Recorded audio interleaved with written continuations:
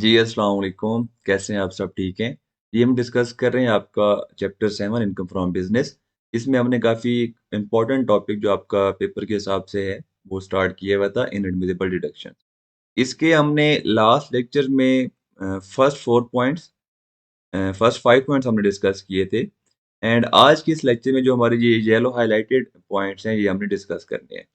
In yellow highlighted points में आपके 2 points ऐसे हैं जो आपके न्यू ऐड हुए हैं स्प्रिंग 23 अटेम्प्ट के सिलेबस के लिए, जो कि ऑटम 23 अटेम्प्ट के सिलेबस में नहीं थे। सॉरी, ऑटम 22 अटेम्प्ट के सिलेबस में नहीं थे। ये पहला पॉइंट जो हमारा यहाँ पर है उसके बारे में वो कहते हैं कि आपने जब इनकम फ्रॉम सैलरी पढ़ा था, उसमें आपने जो प्रोविडेंट फंड, जो ग्रेच्युटी फंड या जो सुपरएनुएशन फंड या जो पेंशन फंड होता है, जो वो एम्प्लॉई को, क्योंकि हम वहां पर वर्क टैक्सेशन सीख रहे थे इंडिविजुअल की, सैलरीड पर्सन की, वो कौन होता है? एम्प्लॉई होता है, इंडिविजुअल होता है। हम वहां पर देख रहे थे एम्प्लॉई के लिहाज से उनकी टैक्सेशन देख रहे थे कि ये मतलब टैक्सेबल इनकम ऐड होनी है, किस हिसाब से ऐड होनी है, कितनी अमाउंट ऐड होनी है। आज क्योंकि अगर वो एम्प्लॉई की इनकम है, तो एम्प्लॉयर जो बिजनेसमैन उसको जो पेमेंट कर रहा है, कंट्रीब्यूशन कर रहा है, वो उसका एक्सपेंस होगा। ठीक है? तो अब यहाँ पर इन 3 पॉइंट्स में हमने ये देखना है कि जो वो एम्प्लॉयर कंट्रीब्यूशन कर रहा होता है प्रोविडेंट फंड में, ठीक है? या वो कर रहा होता है सुपरएनुएशन फंड में, या पेंशन फंड में, या जो ग्रेच्युटी की कंट्रीब्यूशन कर रहा होता है एनुअल बेसिस पर, वो हमें एक्सपेंस अलाउ होगी या नहीं होगी। अगर अलाउ नहीं होगी, तो फिर तो बात खत्म हो जाएगी। अगर वो अलाउ होगी, तो उसके लिए हमने कौन-सी कंडीशंस को मीट करना पड़ेगा कि जो हमारा इनकम टैक्स लॉ है, वो हमें अलाउ करेगा। सबसे पहले हम थोड़ा बहुत इसको डिस्कस करते हैं कि ये मतलब प्रोविडेंट फंड है या जो ग्रेच्युटी फंड है या ये जो सारी चीज़ें हैं, ये क्या है? आपने जो हमारे इनकम फ्रॉम सैलरी के लेक्चर्स हैं, अगर वो आप देखेंगे, उसमें भी हम ये डिस्कस करेंगे कि मतलब ये प्रोविडेंट फंड क्या होता है, रिकॉग्नाइज्ड क्या होता है, अनरिकॉग्नाइज्ड क्या होता है। सबसे पहले जितने भी ये नाम है, प्रोविडेंट फंड हो गया,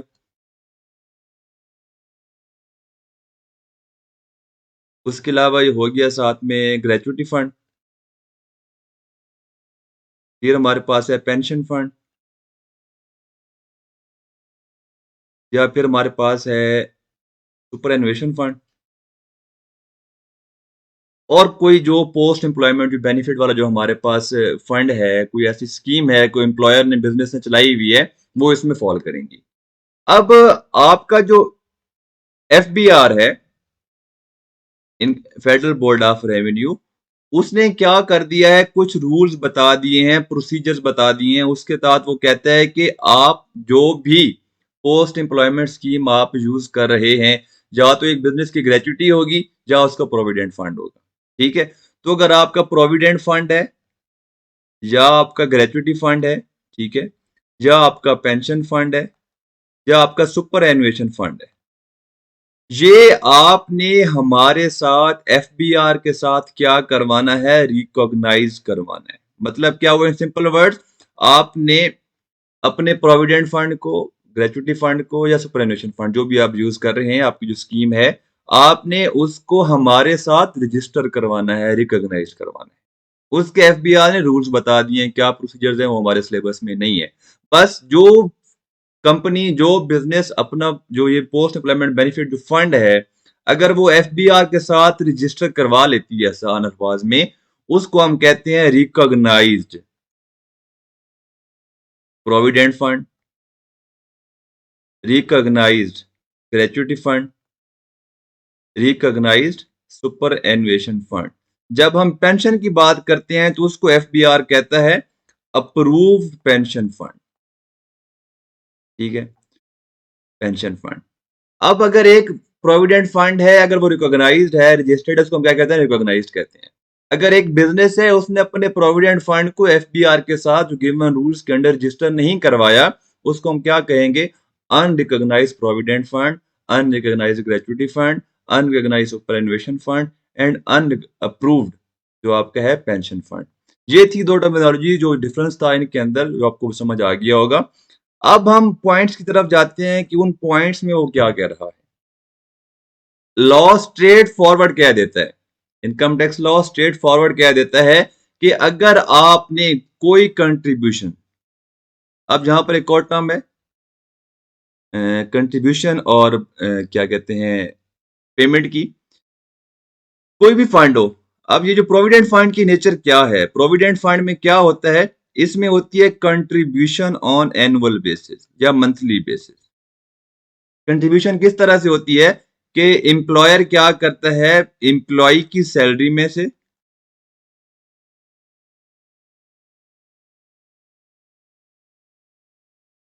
एंड एम्प्लॉयर अपनी पर्सनल पॉकेट से, एम्प्लॉयर्स या बिजनेस पॉकेट, ठीक है। अब ये जब ये फंड्स बनाते हैं, जब बिजनेस ये एक स्कीम लॉन्च करने लगता है, तो वो कहता है कि जनाब हम एक प्रोविडेंट फंड बनाने जा रहे हैं और इस फंड के अंदर मंथली बेसिस पर हर एम्प्लॉय की सैलरी में से 2% फॉर एग्जांपल हम क्या करेंगे, डिडक्ट करके इस फंड में क्या करेंगे, कंट्रीब्यूट करेंगे, ठीक है। सेम जितनी अमाउंट एम्प्लॉयर एम्प्लॉय की सैलरी में से काट कर इस फंड में कंट्रीब्यूट करेगा, उतनी ही अमाउंट 2% एम्प्लॉयर अपनी तरफ से ही क्या करेगा, कंट्रीब्यूट करेगा। यहाँ पर टोटल यहाँ पर कितने परसेंट आएगी, 4% अमाउंट आएगी। जितनी अमाउंट एम्प्लॉयर एम्प्लॉय की सैलरी में से काटेगा, उतनी ही अमाउंट एम्प्लॉयर अपनी पॉकेट से ही लेकर आएगा। इसको हम क्या कहते हैं, कंट्रीब्यूशन। अब इस कंट्रीब्यूशन का क्या करता है, जो प्रोविडेंट फंड होता है ये आगे फर्दर इन्वेस्टमेंट्स करता है और इस पर जो प्रॉफिट्स आते हैं वो प्रॉफिट्स भी किस में होते हैं, वो प्रोविडेंट फंड के ही होते हैं। ये एक अलहदा बिजनेस होता है और उसके जो फंड्स आते हैं, फॉर एग्जांपल मैंने ये 4% अमाउंट क्या की, इन्वेस्ट की, इसके ऊपर मुझे जो प्रॉफिट आया वो क्या हो गया, लाइक मैं कहता हूँ 2% था टोटल। तो अब इसकी टोटल वैल्यू कितनी हो गई, 6% हो गई है। अगर आप इनकम फ्रॉम सैलरी में जाएं, वहां पर आपने देखा होगा contribution by employer, contribution by employee and accumulated profits. ये जो एडिशनल 2% है, जो प्रॉफिट्स वो अर्न किए हैं फंड्स ने, वो क्या है, एक्यूमुलेटेड प्रॉफिट्स हैं। अब यहां पर क्या कि ये एनुअल बेसिस पर क्या हो रही होती है, ये कंट्रीब्यूशन हो रही होती है एम्प्लॉय एंड एम्प्लॉयर की तरफ से, ये होती है कंट्रीब्यूशन। अब पेमेंट ऑफ प्रोविडेंट फंड कब होती है, क्योंकि ये पोस्ट एम्प्लॉयमेंट है, पेमेंट ऑफ प्रोविडेंट फंड, क्योंकि ये पोस्ट एम्प्लॉयमेंट एक बेनिफिट है, एक स्कीम है। जब कोई एम्प्लॉय रिटायर होगा, जब कोई एम्प्लॉय ऑफिस से रिजाइन देकर किसी और जॉब में जा रहा होगा, तो उस कंपनी ने जो उसका प्रोविडेंट फंड काटा होगा, जो उसने कंट्रीब्यूट किया होगा और जो उस पर उसने एक्यूमुलेटेड प्रॉफिट्स अर्न किए होंगे उस एम्प्लॉय के फंड के रिलेटेड, वो सारी के सारी उस एम्प्लॉय को जाते वक्त लमसम पेमेंट हो जाएगी। ये होती है पेमेंट ऑफ प्रोविडेंट फंड, ठीक है। एक होती है कंट्रीब्यूशन ऑफ प्रोविडेंट फंड, एक होती है पेमेंट ऑफ प्रोविडेंट फंड। अब हम आगे ये था प्रोविडेंट फंड। अब हम आगे जाते हैं ग्रेचुटी फंड की तरफ। अब ग्रेचुटी में क्या होता है, ये कैलकुलेट किस तरह से करते हैं, इसमें एम्प्लॉय की तरफ से कोई कंट्रीब्यूशन नहीं होती। अब इसमें नॉर्मली ये होता है, ग्रेचुटी जो डिफाइन करते हैं वो ये करते हैं कि इसमें आप जिस मंथ एम्प्लॉय छोड़कर जाएगा, ये अमाउंट कैलकुलेट किस तरह से करते हैं, जिस मंथ एम्प्लॉय छोड़कर जाएगा उस मंथ की जो एम्प्लॉय की सैलरी होगी, salary of last month multiply by जितना टेन्योर, जितना ड्यूरेशन उस एम्प्लॉय ने उस कंपनी को सर्व किया है, उस ड्यूरेशन से क्या कर देंगे, नंबर ऑफ ईयर्स हैं या नंबर ऑफ मंथ हैं, वो कैलकुलेट करके आपके पास ग्रेचुटी की वैल्यू आएगी जिसकी आप पेमेंट करेंगे। मैं अगर एक पर्सन है, उसने मेरे पास जॉब किया 25 साल, अगर वो 25 साल के बाद वो क्या कर रहा है, छोड़ के जा रहा है, रिटायर होके जा रहा है, तो उसकी पेमेंट में किस तरह कैलकुलेट, जब उसको मैं पेमेंट करूंगा उसकी लास्ट मंथ की salary multiply by number of years 20, last month की salary multiply by number of total month जो उसने वहां पर सर्व किया है। लेकिन अगर हम अकाउंटिंग में देखें, वो हमें क्या कहता है कि आपने क्या करनी होती है, मैचिंग प्रिंसिपल, कि आपने जितना एक्सपेंस इनकर किया आपने रिकॉर्ड भी करना है, क्योंकि वो मुझे सर्विसेज एम्प्लॉय ने ओवर द पीरियड दिए हैं, 25 साल दिए हैं। तो जो ग्रेचुटी का जो एक्सपेंस है, जो पेमेंट मैंने 25 साल के बाद करनी है, मैंने एक एस्टिमेटेड अमाउंट, मैंने एक एस्टिमेटेड अमाउंट क्या करनी है, हर साल एक्सपेंस रिकॉर्ड करनी है। उसके लिए हमारे पास मार्केट में एक्सपर्ट बैठे होते हैं जिनसे हम क्या कहते हैं, एक एक्सपेक्टेड एस्टिमेट कैलकुलेट करवाते हैं कि मतलब हमारा इस साल का ग्रेचुटी का कितना एक्सपेंस बनता है। मतलब अगर हमारे सारे एम्प्लॉयज अगर छोड़ के कब जाएंगे, क्या हिसाब किताब है, उसमें डिफरेंट अजम्पशंस होती हैं जिसकी बेस पर आप कैलकुलेट करते हैं आपका ईयरली जो ग्रेचुटी का एक्सपेंस इस तरह से कैलकुलेट होता है। ये थी आपकी मतलब इस बैक एंड पे ये वर्किंग हो रही होती है, ये सारा चीज चल रही होती है। अब हम देखते हैं अगर हमने एक्सपेंस अकाउंटिंग में रिकॉर्ड कर लिया, मैंने कंट्रीब्यूशन की, ग्रेचुटी फंड की मैंने एक्सपेंस रिकॉर्ड कर लिया, अब उसके बारे में मेरा जो है इनकम टैक्स लॉ क्या कहता है, वो कहता है any contribution made by the person, mean अगर एक इंडिविजुअल बिजनेस है, एओपी बिजनेस है या कंपनी बिजनेस है, ये सब पर एप्लीकेबल है, to a fund that is not a recognised fund. मैंने क्या कहा था, रिकॉग्नाइज्ड फंड कौन सा होता है, जो अपने आप को एफबीआई के साथ रजिस्टर करवा देते हैं, रिकॉग्नाइज करवा लेते हैं। अगर आप किसी अनरिकॉग्नाइज्ड फंड में कंट्रीब्यूशन कर रहे हैं तो वो आपको अलाउ नहीं होगी, वो इनएडमिसिबल होगी। मींस क्या होगा कि आपने अगर कोई कंट्रीब्यूशन की है अनरिकॉग्नाइज्ड फंड के अंदर, ठीक है, तो वो आपको डिसअलाउ हो जाएगी। क्लियर, आप उसको ऐड बैक कर देंगे। अब जो नेक्स्ट पॉइंट है जो न्यू ऐड हुए, अब ये पॉइंट पहले नहीं था, अब ऐड हुए। अब अगर हम नॉर्मली देखें, अगर वो कह रहा है ऊपर वाले पॉइंट में कि अगर आपकी कंट्रीब्यूशन है, ठीक है, मैंने की है, एक मेरे पास एग्जांपल लेते हैं, अनरिकॉग्नाइज्ड है और एक है रिकॉग्नाइज्ड। अब जो अनरिकॉग्नाइज्ड में कंडीशन कह रहा है कि वो डिसअलाउ हो जाएगी, तो आइडियली तौर पर जो मतलब मेरी कॉमन सेंस मुझे बता रही है कि अगर मैंने अनरिकॉग्नाइज्ड में अगर मैंने कंट्रीब्यूशन की है, अगर वो मुझे डिसअलाउ कर रहा है, तो जो रिकॉग्नाइज्ड फंड है उसमें जो कंट्रीब्यूशन है वो मुझे सारी की सारी अलाउ होनी चाहिए थी। इस अटेम्प्ट से जो पहली अटेम्प्ट थी, मतलब जो ऑटम 22 की अटेम्प्ट थी, उसमें ऐसे ही था। लेकिन अब वो क्या कह रहा, अब वो कह रहा है कि अगर आपने रिकॉग्नाइज फंड में कोई कंट्रीब्यूशन की है तो आपको जो मैक्सिमम एक्सपेंस अलाउ होगा वो 50% ऑफ कंट्रीब्यूशन अलाउ होगा। फॉर एग्जांपल मैंने कंट्रीब्यूशन, एम्प्लॉयर ने जो कंट्रीब्यूशन की है, इसमें जो होती है एम्प्लॉयर की कंट्रीब्यूशन एक्सपेंस में आती होती है। जो एम्प्लॉयर की कंट्रीब्यूशन, उसने कंट्रीब्यूशन की है 500 रुपए, तो मुझे उसमें से अलाउ कितना है, सिर्फ 250 रुपए अलाउ है। जो डिसअलाउड है 250 डिसअलाउड जो है वो मैं क्या कर दूंगा, एड बैक कर दूंगा। क्लियर, पॉइंट समझ आया। अब वहां पे हम जा क्या अब हम वहां पर जाकर इसकी रीडिंग भी कर लेते हैं। Any amount in excess of 50% of total contribution made by a person to approved gratuity fund, approved pension fund और an approved superannuation fund. Clear. अब नेक्स्ट पॉइंट कौन सा है, any contribution made by a person to a provident fund. ऊपर वाला जो point है वो कवर हो गया। अब वहां नीचे वो कहता है, अब जहां पर हमने लास्ट लेक्चर में ये चीज डिस्कस की थी कि जब कोई एम्प्लॉयर सैलरी की पेमेंट करेगा तो उसने देखना है कि जिस एम्प्लॉय की जो मैं सैलरी की पेमेंट कर रहा हूं, अगर उसकी मैं पूरे साल की सैलरी को अगर मैं सम अप करूं, एक्सपेक्टेड पूरे साल की सैलरी अगर उसको मैं सम अप करूं, अगर वो अमाउंट टैक्सेबल सैलरी से एक्सीड कर रही है, वो कितनी होती है, 6 लाख पर ईयर, ठीक है, तो एम्प्लॉयर ने पेमेंट करते हुए टैक्स काटना है।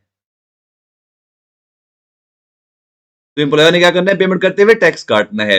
हमने जब इनकम फ्रॉम सैलरी पढ़ा था उसमें हमने देखा था कि जो हमारा प्रोविडेंट फंड होता है, जिसकी जो कंट्रीब्यूशन होती है, जो उसकी कंट्रीब्यूशन होती है वो एम्प्लॉय की सैलरी में ऐड होती है, ऐड इन सैलरी में हम क्या करते होते हैं, ऐड करते होते हैं। तो लॉ कह रहा है कि जब आपने एम्प्लॉय को प्रोविडेंट फंड की पेमेंट करनी है, ठीक है, तो आपने क्या करना है, बैंक के थ्रू पेमेंट करनी है।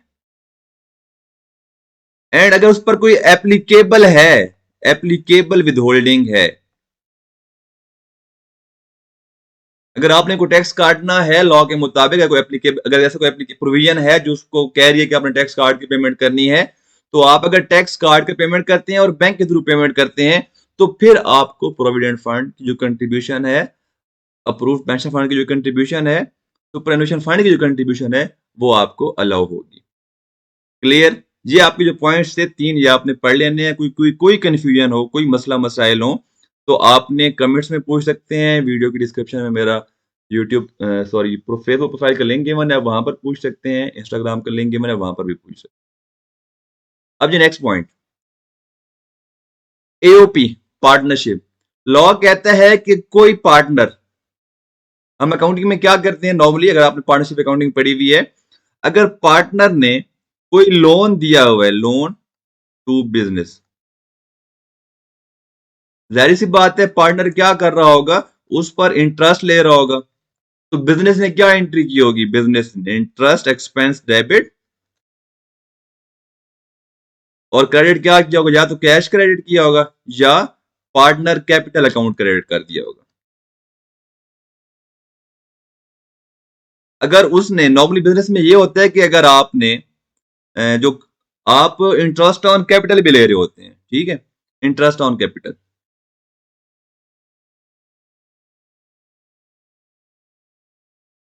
मतलब उसमें ये होता है कि अगर एक पार्टनर ने क्या किया हुआ है, अपना जो कैपिटल इंट्रोड्यूस कराया हुआ है, उन्होंने पार्टनर ने आपस में डिसाइड किया हुआ है कि हम प्रॉफिट तो लेंगे ही लेंगे, हम बिजनेस रन कर रहे होंगे, लेकिन हम अपने कैपिटल के ऊपर 5% पर एनम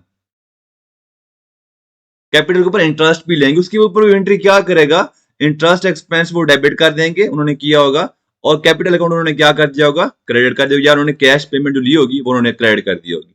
ठीक है, तो लॉ कहता है कि पार्टनर से रिलेटेड कोई भी एक्सपेंस, लाइक पहला कौन सा है, interest on profit on debt, तो अगर उन्होंने कोई लोन दिया है बिजनेस को, बिजनेस उनको इंटरेस्ट पे कर रहा है, तो बिजनेस का एक्सपेंस नहीं होगा, वो एंट्री रिवर्स कर देंगे।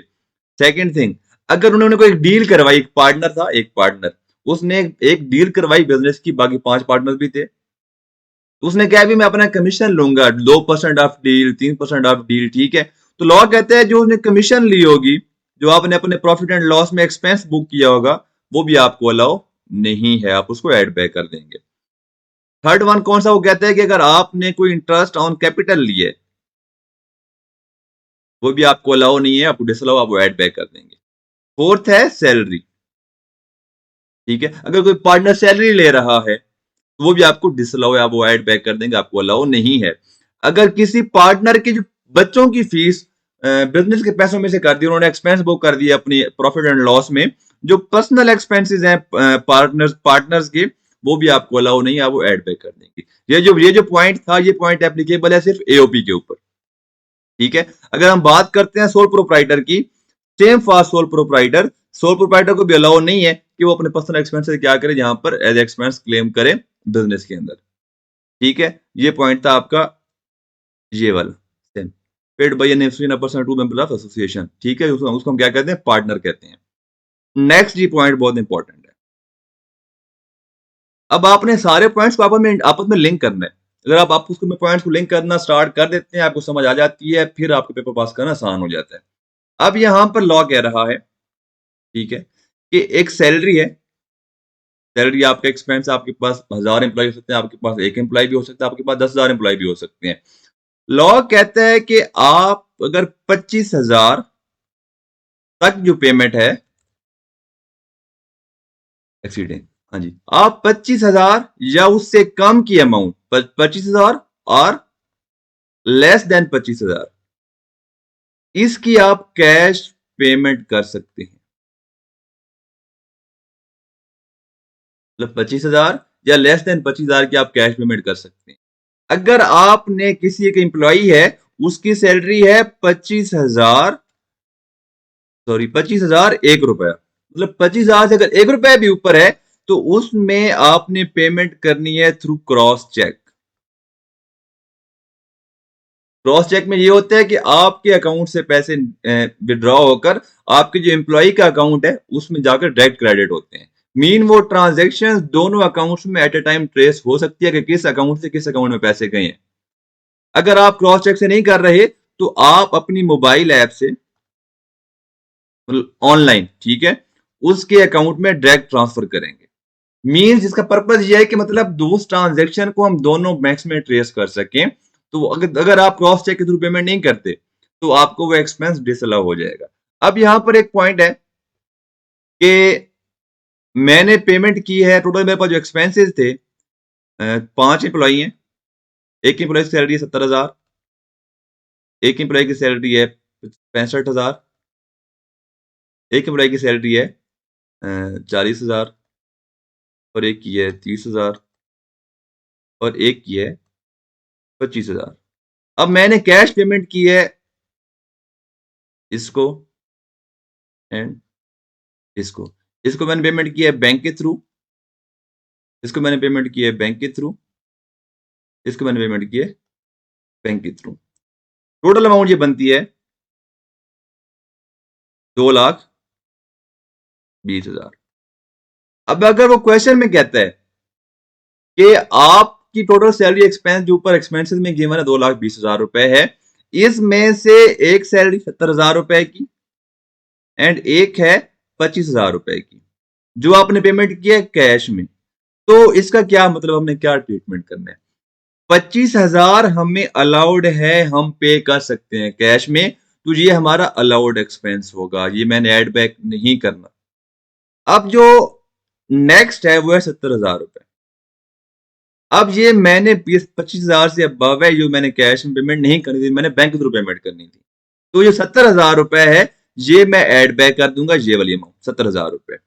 बाकी कुछ कुछ स्टूडेंट ये समझते हैं अगर मैंने कैश में पेमेंट कर दिया तो मुझे पूरे का पूरा एक्सपेंस डिसअलाउ हो जाएगा। नहीं, जो अमाउंट आपने पे की है वो आपको डिसअलाउ होगी।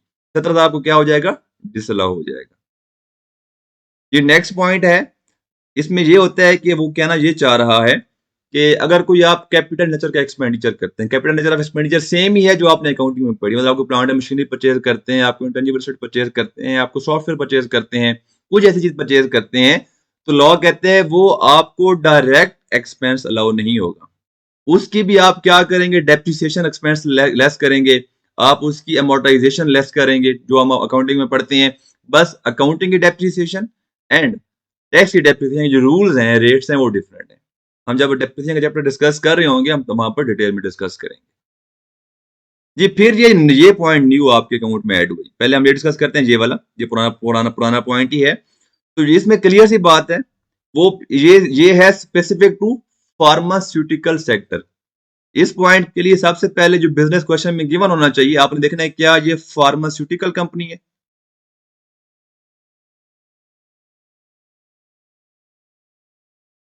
ठीक है।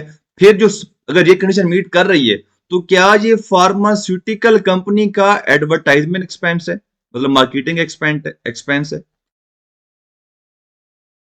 अगर ये दोनों कंडीशन मीट कर जाती हैं, तो फिर आपका ये पॉइंट अप्लाई होगा। क्या कहते हैं इसमें, इसके अंदर any expenditure paid, sorry, any expenditure in respect of sales, promotion, advertisement and publicity in excess of 10% of turnover incurred by pharmaceutical manufacturer।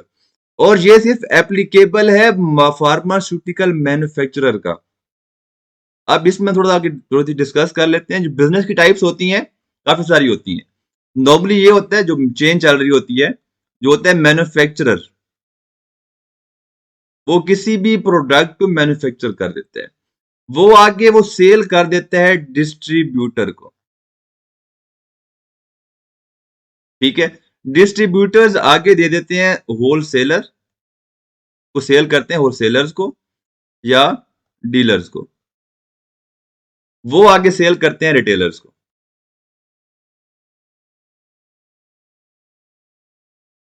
और रिटेल आगे सेल करते हैं कंज्यूमर्स को, कस्टमर्स को, मैं हो गया, आप हो गए। ठीक है।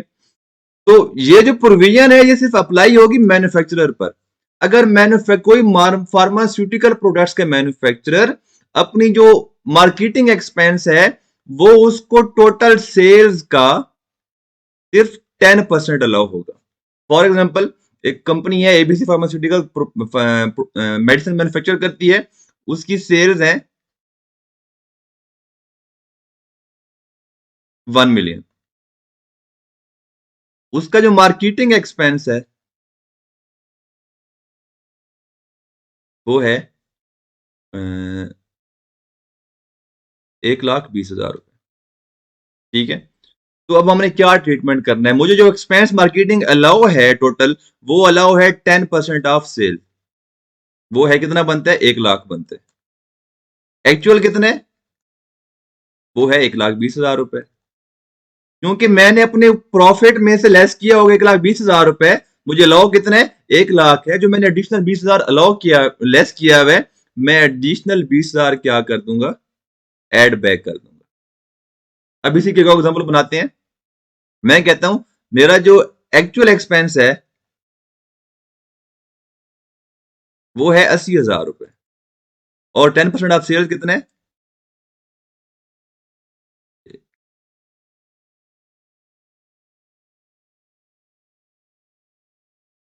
वो है 1 लाख रुपए। अब मुझे जो एक्चुअल टोटल अलाउ होना है मैक्सिमम, वो अलाउ होना है 1 लाख रुपए। अब जो मैंने लेस किया हुआ है वो लेस किया हुआ है 80,000 रुपए। इस केस में नो ट्रीटमेंट, हम नीचे नोट लिख देंगे। नोट क्या लिखेंगे, as marketing expense is in the given criteria, जो मैक्सिमम लिमिट है उसके अंदर अंदर है, तो मुझे ये एक्सपेंस अलाउ है, कोई डिसअलाउमेंट इस केस में नहीं होगी। ये दो पॉसिबल सिनेरियोज हैं जो आपके क्वेश्चन में टेस्ट हो सकते हैं। तो आज के लेक्चर का हमारा आखिरी पॉइंट है जो आपकी न्यू एडिशन है, उसमें वो क्या कहता है, वो कहता है expenditure up to 8%। Expenditure up to 8%, मतलब आपको टोटल एक्सपेंस का जो 8% तक है वो डिसअलाउ हो सकते हैं। Claimed by a person, person mean individual, AOP company, who were required, मतलब उसने काम करना था, अगर वो उस काम की वायोलेशन करता है, उस काम को नहीं करता है as per income tax law, तो उसको 8% ऑफ एक्सपेंडिचर डिसअलाउ हो जाएगा। आगे बढ़ते हैं, वो कौन सा काम है जो उसने नहीं किया, but fails to integrate his business with the FBR through approved fiscal electronic device and software will be disallowed। अब ये क्या कॉन्सेप्ट है, ये रिसेंटली इमरान खान की गवर्नमेंट ने आगे एक नया कॉन्सेप्ट इंट्रोड्यूस करवाया था, जिसमें उन्होंने कहा था कि जो रिटेलर्स हैं, उन रिटेलर्स मतलब उन्होंने कुछ बिजनेस डिफाइन कर दिए थे, उनको हम कहते हैं टीयर 1 रिटेलर्स। हम जो आपका सेल टैक्स है उसमें हम ये कॉन्सेप्ट थोड़ा सा पढ़ेंगे आपके कैफ लेवल पे। उन्होंने कहा था कि जो रिटेलर्स हैं टीयर 1, उन्होंने अपनी जो उनका जो कंप्यूटर बेस्ड जो सेल्स का सिस्टम होता है जिसमें वो सेल्स रिकॉर्ड कर रहे होते हैं, अगर आप जाएं जो आपका रॉयल टैग है, जो आपका ये हार्डीज बर्गर्स हैं, मैकडोनल्ड है, जो भी बड़े बड़े सुपर स्टोर्स हैं, वो मतलब आपके टीयर 1 रिटेलर्स में आते हैं। अगर आप उनके पास जाए तो उनका प्रॉपर एक सेल्स सिस्टम होता है, कंप्यूटराइज सिस्टम होता है। तो एफबीआर ने कहा था कि जो आपका सेल्स सिस्टम है, सादा अल्फाज में आपने वो लिंक करना है। किस तरह लिंक करना, उन्होंने प्रोसीजर बताया था कि आपकी जो भी सेल आप उधर इंटर करें, मतलब मैं गया हूं किसी एक ब्रांड पे कुछ चीज मैंने परचेज की है, अगर वो इंटर करते हैं सेल, तो वो सेल्स ऑटोमेटिकली एफबीआर के पास चली जाए कि मतलब आज इस डेट पर इस कार्ड से पेमेंट हुई है और ये सेल्स हुई है। ये रिक्वायरमेंट थी। अगर मैं मतलब ये रिक्वायर्ड बाई लॉ है, ये कंपल्सरी था। अगर एक बिजनेस वो अपना सिस्टम इंटीग्रेट नहीं करवाता,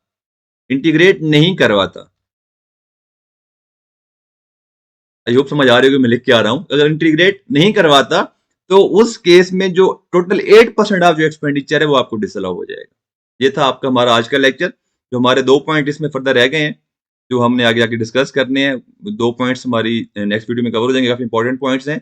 नेक्स्ट वीडियो हमसे 2 पॉइंट डिस्कस करेंगे, और इन 18-19 पॉइंट्स के रिलेटेड जो भी आपके, सॉरी 10-12 पॉइंट्स हैं, फिर जो भी पास्ट पेपर में क्वेश्चंस आए हुए हैं, जो पॉइंट्स आए हुए हैं, मैं वो ओपन करके हम इंडिविजुअली वो भी डिस्कस करेंगे नेक्स्ट वीडियो के अंदर।